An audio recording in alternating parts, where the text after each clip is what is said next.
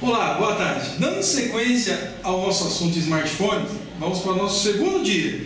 Em nosso segundo dia, nós vamos falar como funciona o processamento em celulares versus computadores. Vamos fazer um paralelo sobre isso.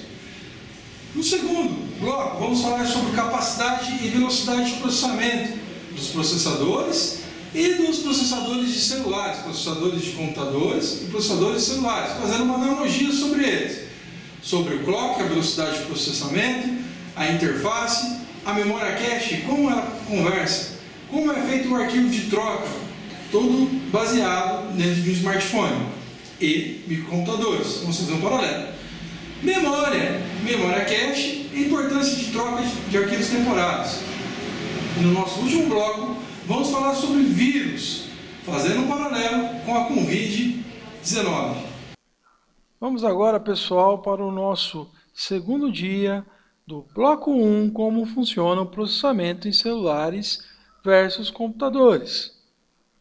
Então aqui nós temos, no nosso primeiro slide, os processadores da marca Intel, modelo Pentium 4. Ao lado nós temos o processador da Qualcomm, Snapdragon 855 para smartphones. E o terceiro modelo nós temos aqui o fabricante AMD. Bastante conhecido esses processadores no mercado de hoje em dia. No segundo slide nós temos uma tabela do microprocessadores Intel, aonde nós temos aqui na primeira coluna o processador Intel Core i9. Atentem ao seguinte, pessoal, nós temos essa base clock aqui, ó, speed. Isso é relacionado ao que? A velocidade de processamento desse modelo de processador. Está marcando aqui para nós 2.9 GHz, desculpa. O sistema Boost, né, tecnologia Boost, single core, a frequência dele pode chegar até 4.8 GHz. Então, uma velocidade altíssima aqui.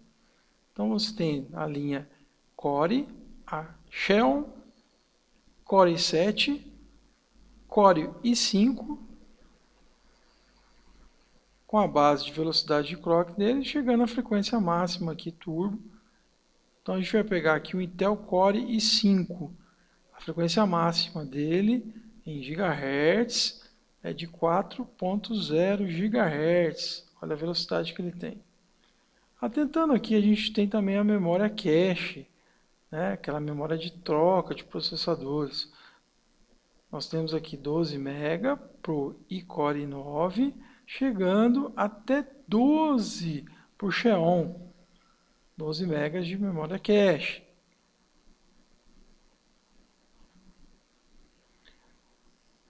Continuando, nós temos os microprocessadores AMD, fabricante AMD, processador Athlon Neon X2 Dual Core. Nós temos os modelos dele, L325, L625 e nada mais que importante que isso daqui, que é o chamado soquete. Soquete é onde vai o processador, né? Na placa-mãe. Nós temos a entrada de soquete 7 lá, onde vai o processador. Então temos o soquete ASB1, S1, são soquetes aqui conhecidos lá no mercado. Mas atentem aqui a frequência é o processamento dele aqui, a frequência, né? Velocidade que nós temos dele. Ele pode chegar a uma frequência de 1.5 GHz.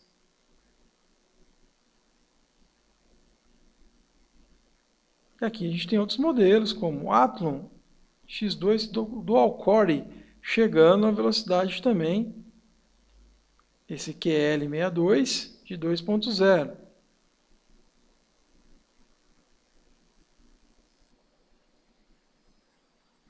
Agora nós temos uma tabela onde mostra o smartphone, né, processador de smartphone, Qualcomm,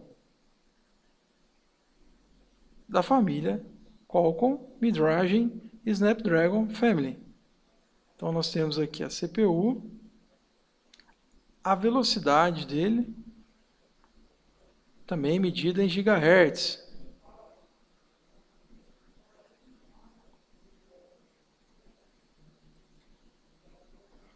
Verificando o processador que você utiliza. Então, para verificar o processador que você utiliza, usando o sistema Windows, né, você vai até painel de controle, sistemas e segurança e vai até sistema. Então, essa máquina que eu estou gravando agora, essa videoaula, ela possui o sistema operacional Windows 10, processador Intel Core, chegando a uma velocidade de 3.30 GHz. E é um processador de 64 bits, a capacidade dele é de 64 bits, usando um sistema operacional de 64 bits.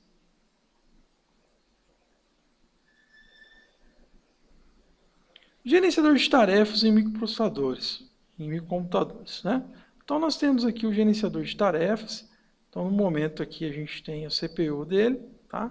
A atividade que ele está executando, um gráfico de execução, quanto foi utilizado, velocidade, os processos que ele está executando e o tempo que ele está ligado, tempo de atividade que ele está ligado. Então aqui ao lado esquerdo você tem a CPU, você tem a memória. Vamos fazer uma demonstração ao vivo aqui, vamos ver o processador ao vivo. Vamos lá. Então aqui nós temos o processador trabalhando. Quanto que está sendo utilizado dele, a velocidade que ele está trabalhando, os processos, né, em execução, memória, quanto que ele está usando da memória, quanto que tem disponível,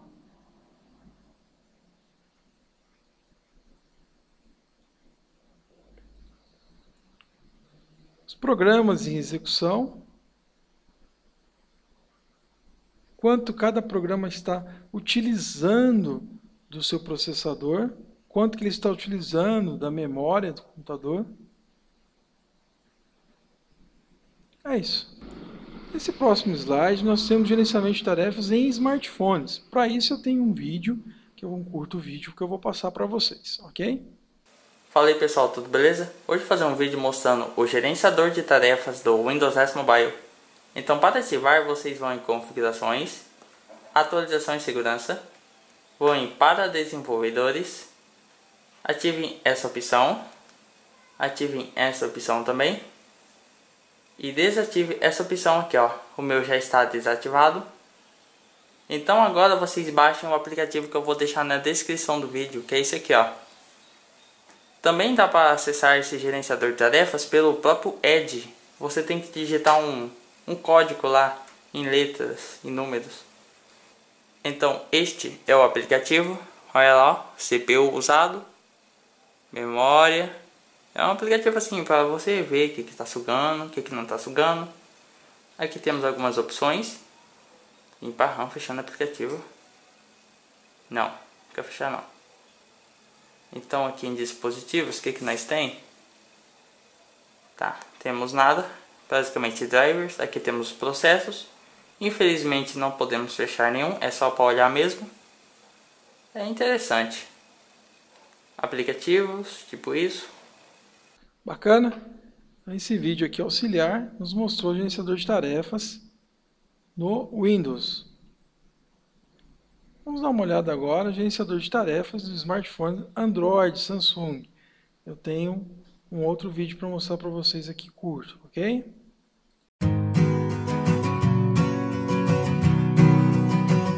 Olá pessoal! Nessa atualização do Android 7.0, o gerenciador inteligente ganhou uma interface totalmente atualizada e novas funções. Primeiramente, para entrar, vá em configurações e toque em manutenção do aparelho. Ao iniciar, ele vai fazer uma verificação e então você poderá otimizar seu aparelho automaticamente tocando no botão Otimizar agora.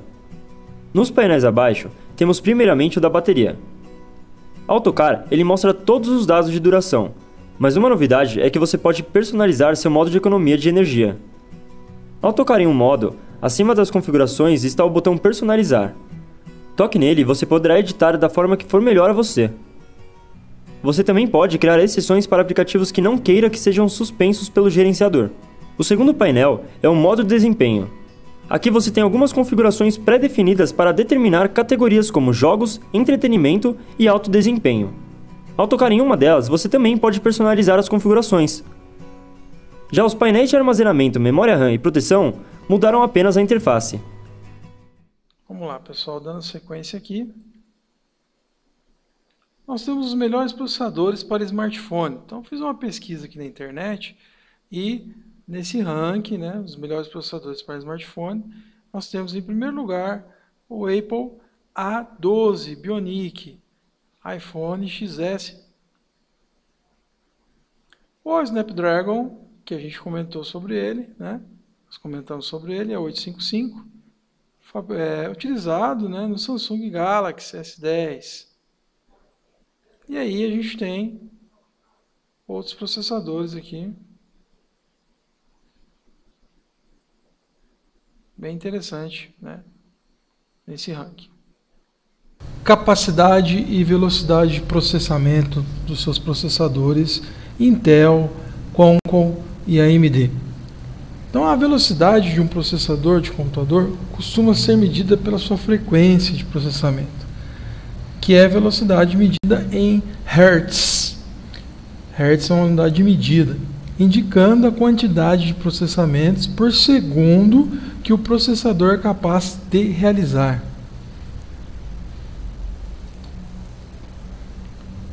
Um pouquinho de história aqui, a gente vai fazer uma analogia com a historinha dos montinhos de areia, explicando a capacidade e velocidade de processamento de forma mais simples, tá? Então a gente tem uma tabela aqui de evolução do desempenho dos processadores de arquitetura Intel ao longo da última década, medida através do desempenho de ponto flutuante. O que é isso? A questão de processamento dele, a capacidade e velocidade. Então, a Intel, um pouquinho de história, ela é a pioneira na fabricação de microprocessadores. Então, no início, nós tínhamos a Intel como a Intel líder de mercado, ok? E a Intel, para diferenciar dos outros fabricantes, AMD, Cyrix Instruments, outros tipos de processadores, ela adotou a nomenclatura 80. Então, antes aqui, por exemplo, viria nas classes de processadores 80, 88, até antes, né, 80, 86, com uma velocidade de 8 MHz, com uma capacidade de processamento em bits de 8 bits, desculpa, tá? Era a velocidade que ele trabalhava. Depois passou o processador 80, 88, com uma capacidade de processamento de 16 MHz, chegando a 16 bits, né, a capacidade de processamento, tá?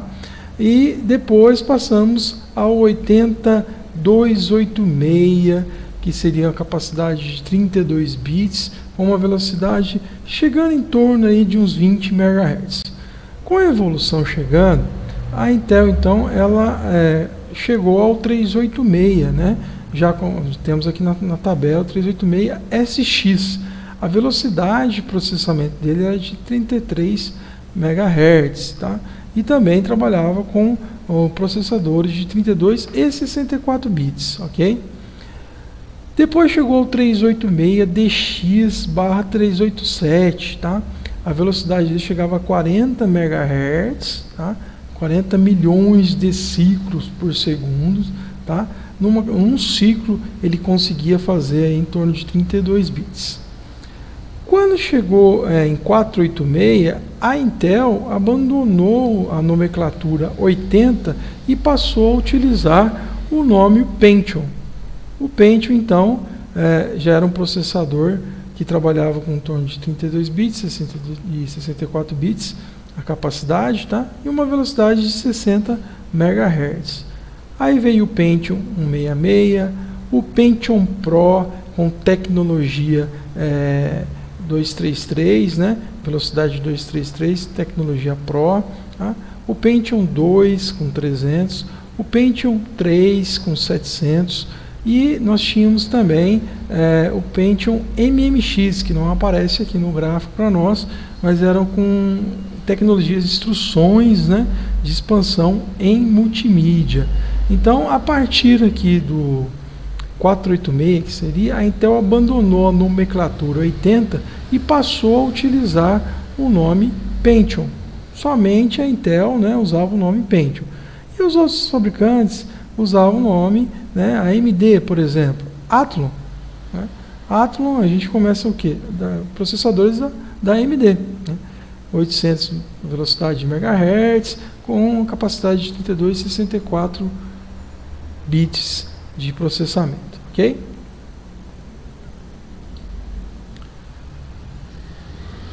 Já os processadores mais recentes, tá? Eu peguei aqui do Core i5 7400 e o Razer 5000, Razer 5, desculpa, 1400, tá? Ele dá AMD. Então a gente tem aqui o Core, né, i5 da Intel e temos o Razer da AMD, ok? Aí tem toda a arquitetura dele aqui, o soquete que ele usa na placa-mãe, soquete local de encaixe, lembra disso, né? Nós temos aqui LG, AM e os núcleos, né, de processamento dele aqui. É só você pegar e multiplicar cada núcleo dele aí, né, de 3.0 GHz, você chega aqui e multiplica por 4, você tem a velocidade final de processamento dele aqui, ok? Turbo Boost, olha só, velocidade maior, velocidade RAM, né, comunicação do processador com a RAM. Aqui então a gente tem um diferencial aqui, que é a AMD tem uma capacidade maior, tá? Então é isso. A gente tem aqui processadores mais recentes, tá? No mercado. Voltando aqui no nosso slide 3, né? A analogia da capacidade e velocidade de processamento. Imagine o seguinte: se você tem 4 montinhos de areia para transportar de um local, de um terreno A para um terreno B, e o seu caminhão consegue carregar um montinho de cada vez, ele vai fazer então a viagem, né, com uma capacidade determinada e com uma velocidade determinada. Então esse caminhãozinho vai lá, pega um montinho de areia e leva para o terreno B, do terreno A para o terreno B. Se ele consegue um montinho por vez, e são 4 total, né? Ele vai ter que fazer 4 viagens, ida e volta, em uma determinada velocidade. Já quando a empresa cresce, o caminhão, né, você compra um outro caminhão, um caminhão maior, ele consegue carregar 2 montinhos de areia. Ele vai lá, carrega 2 montinhos do terreno A para o terreno B e faz 2 viagens, um total de 4, né, montinhos. Ele vai ter que fazer 2 viagens de 2, carregando 2 terrenos, né, 2 montes de areia, desculpa, do terreno A para o terreno B. E aí a empresa cresce muito, o caminhão fica potente, aquelas Scanias ou, sei lá, Mercedes, aqueles caminhões potentes, né, caminhões maiores.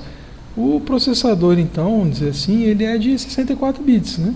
Então o caminhão ele é de alta velocidade e também ele é de alta capacidade de transporte, né, de dados, ou alta capacidade de transporte de montinhos de areia. Ele vai pegar 4 montinhos em uma viagem só e vai levar do terreno A para o terreno B e vai terminar a tarefa. Ok? Bem explicado. Sobre agora a memória cache. Memória cache ou memória auxiliar do computador ou dos smartphones, ok? Tanto os computadores quanto os smartphones também utilizam memória cache. Definição de memória cache. Na área da computação, cache é um dispositivo de acesso rápido e interno a um sistema que serve de intermediário entre o operador de um processo e o dispositivo de armazenamento, ao qual esse operador acende, né? Acessa, né? No caso aí. Tem um errinho aqui no Wikipedia. Mas veja bem, todas as vezes que você manda uma informação para dentro do computador, digitando no teclado, né, mandando essa informação vai chegar então para o seu processador e essa informação ela passa para a memória cache e posteriormente para um dispositivo de armazenamento, para um HD, para um pendrive. Então essa memória era a memória intermediária, ela conversa entre o processador, vou pegar um gráfico aqui, e com a sua memória de armazenamento.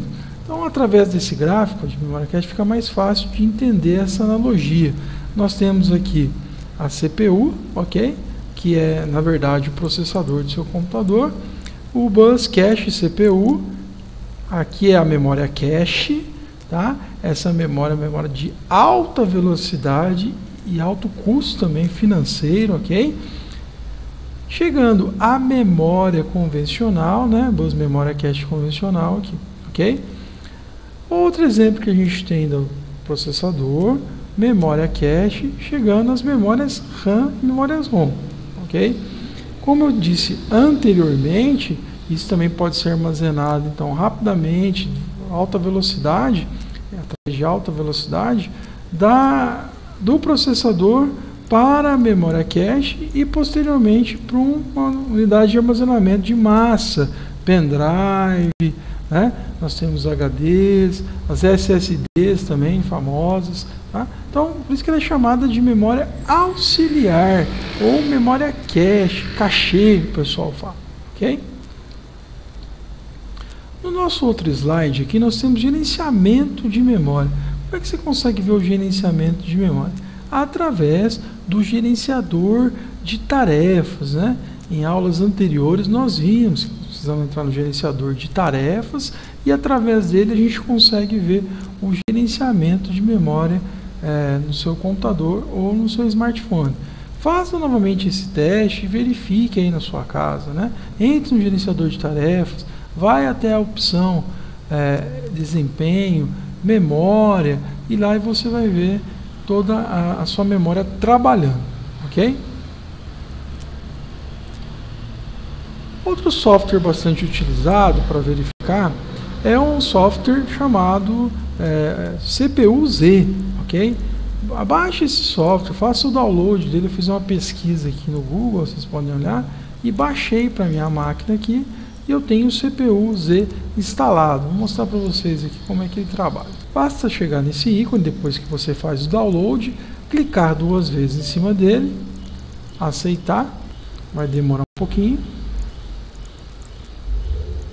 Ele carrega o CPU-Z.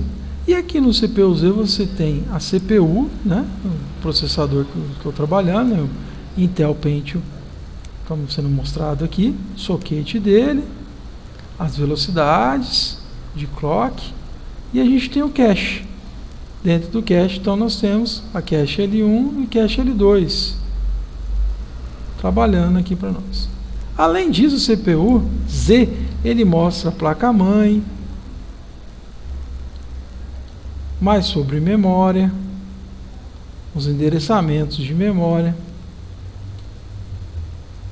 os gráficos, enfim, é um software bem bacana. Nós vamos falar agora sobre vírus em celular, função de um vírus versus Covid-19, vírus biológico. Vamos fazer aí um comparativo, né, sobre o vírus biológico com o vírus de computador. Esse é um assunto bem interessante sobre vírus de computador. É um assunto que não sai da moda, né? É um assunto que está presente sempre conosco aí, por causa das pragas, ok?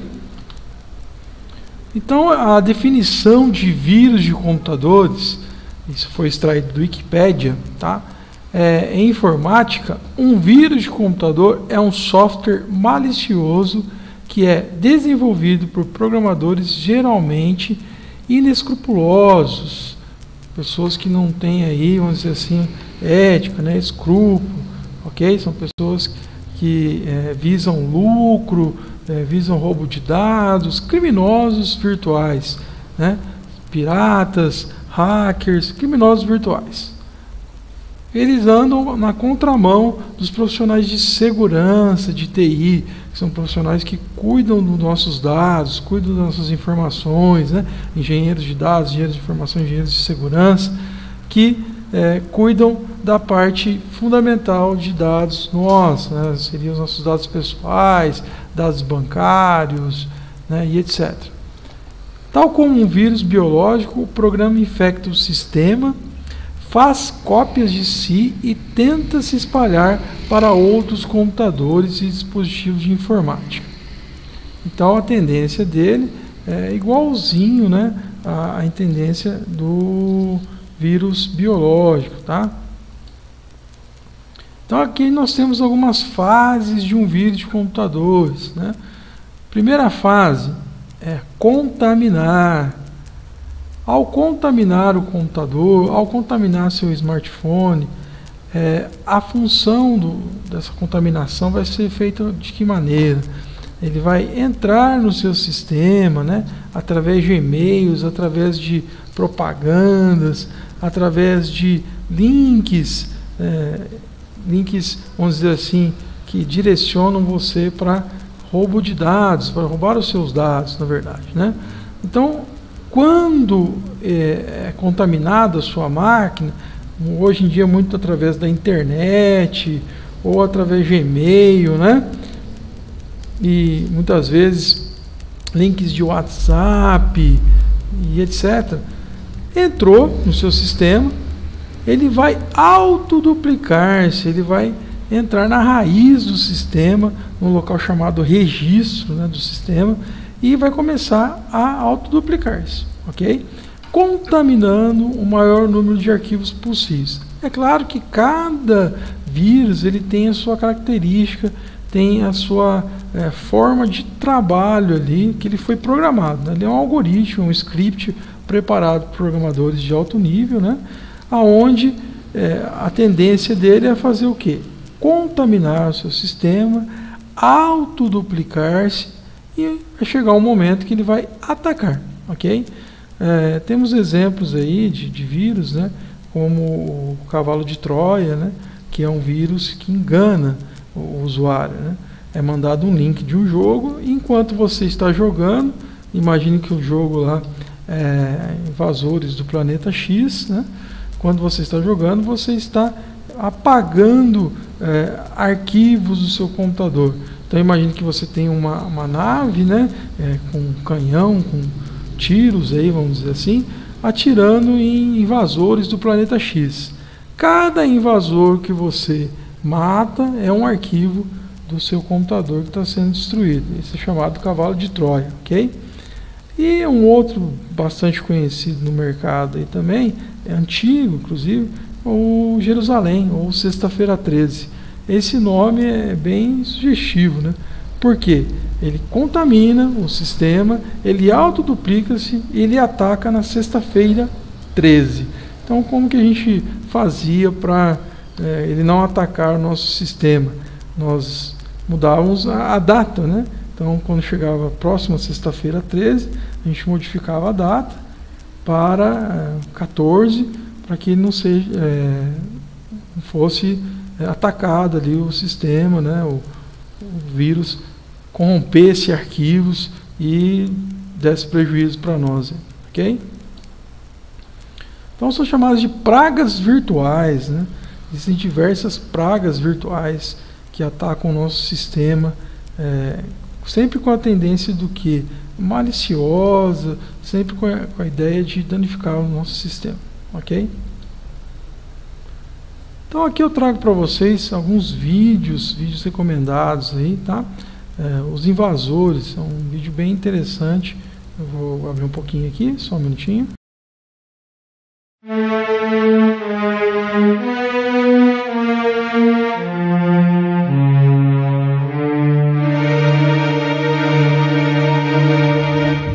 Os primeiros programas invasores de computadores foram os vírus. Os primeiros vírus de computador foram criados no início da década de 80 e se propagavam por meio de disquetes contaminados, alterando as informações de inicialização do computador.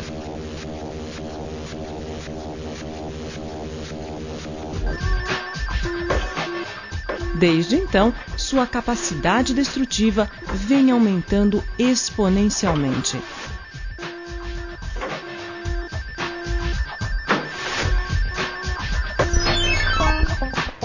que é pior, apareceram novos tipos.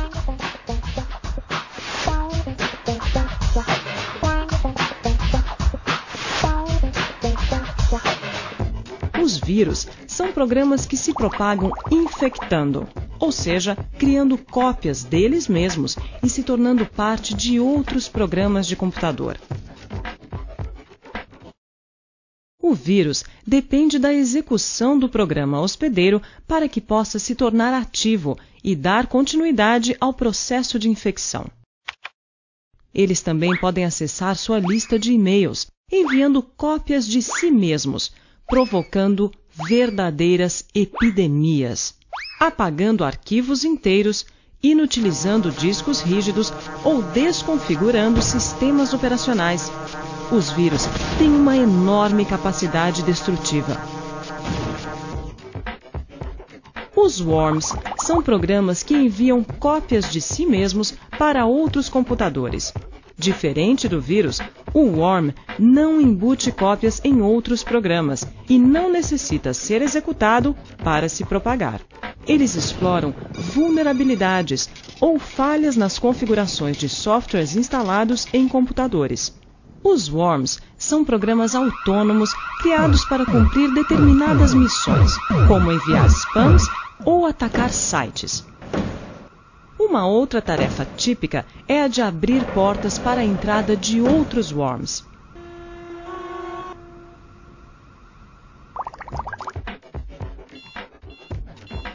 O bot, termo derivado de robot, é um worm que dispõe de mecanismos de comunicação com o invasor, permitindo seu controle a partir de outros computadores.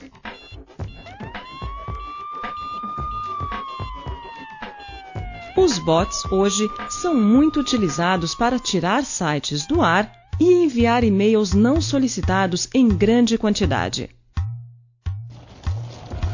O Trojan, ou cavalo de Troia, é um programa normalmente recebido como um presente. Por exemplo, na forma de cartão virtual, álbuns de fotos, protetor de tela, jogo, além de executar tarefas para as quais foi aparentemente projetado, também executa outras funções maliciosas. Então, voltando a dizer sobre o cavalo de Troia, né?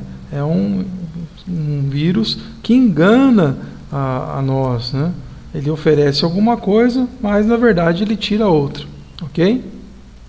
E sem o conhecimento do usuário, como instalar um vírus ou abrir portas, que podem ser acessadas à distância por um invasor. Spyware é uma categoria de software cujo objetivo é monitorar atividades de um sistema e enviar informações a terceiros.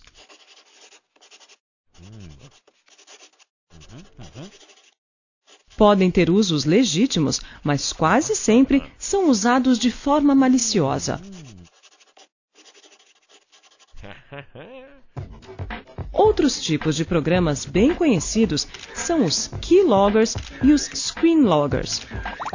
O keylogger armazena as teclas digitadas pelo usuário.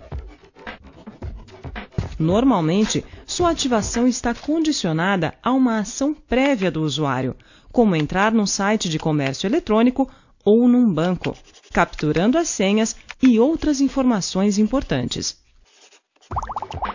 Forma avançada de keylogger, o screenlogger armazena em forma de imagem a área que circunda a posição em que o mouse é clicado.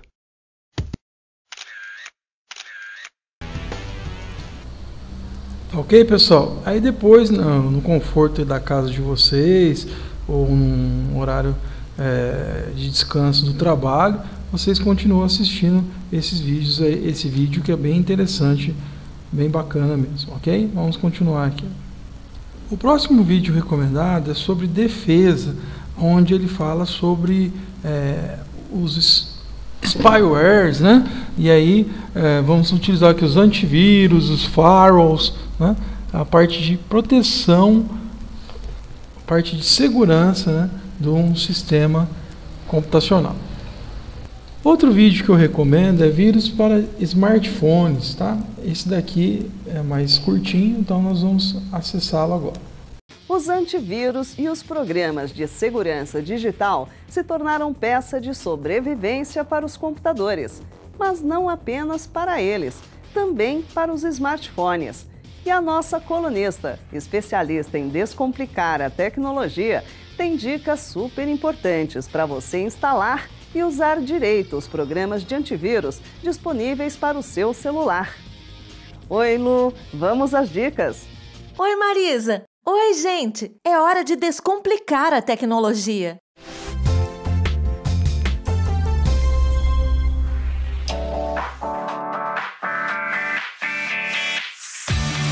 Você sabia que o seu celular também pode ser infectado por vírus?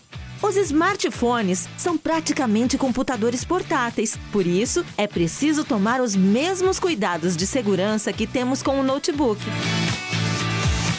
Para evitar que o celular seja infectado, mantenha o sistema operacional sempre atualizado. As fabricantes aproveitam as atualizações para aumentar a segurança do smartphone e corrigir alguns errinhos que foram encontrados na versão anterior. E na hora de baixar os aplicativos, use sempre a loja oficial do celular, que é o Google Play no Android e a App Store no iOS. Assim, você evita baixar apps falsas que podem ter vírus. Também é bom dar uma olhada nos comentários e classificações de outros usuários para ver se não tem alguma reclamação. E para facilitar, olha essa dica! Assim como nos computadores, você pode baixar um antivírus no seu celular. Se você tiver um iPhone, vai perceber que na loja de aplicativos não tem muitas opções. É porque a Apple tirou boa parte dos antivírus da loja, pois ela avalia todos os apps que são oferecidos para os usuários. Mas para Android tem várias opções, como o Avast, F-Secure, Norton, Kaspersky e ESET. Eles são bem fáceis de usar.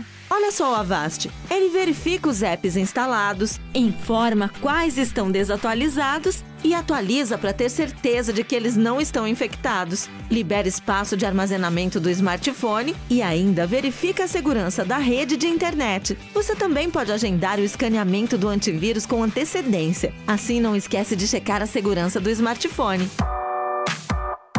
E se você descobrir um vírus no celular, não precisa se preocupar. É só fazer um backup dos arquivos importantes e uma varredura com o antivírus. Se a culpa for de algum app infectado, é só apagar. E não se esqueça de trocar todas as senhas de redes sociais, banco e e-mail. Se você preferir, também pode restaurar o celular para o padrão de fábrica, mas isso faz com que todos os dados e aplicativos sejam apagados. E sempre que você tiver qualquer dúvida, é só falar comigo nas redes sociais. Use a hashtag LuExplica que eu respondo tudo.